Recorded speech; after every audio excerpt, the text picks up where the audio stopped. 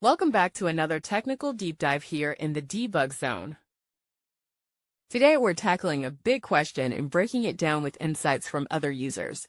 Hopefully this clears up some misconceptions and helps you get the answer you need. So buckle up, stay a little curious, and let's jump right in.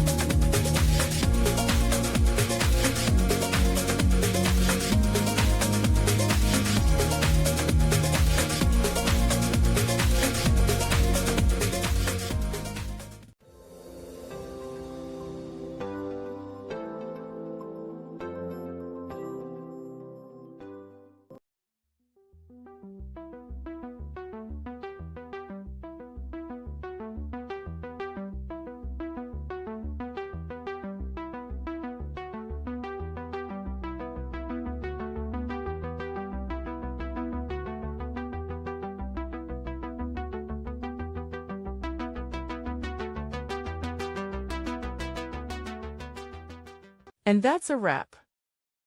I hope you found the answer you were looking for. If you did, take a second to hit that subscribe button. It really helps out.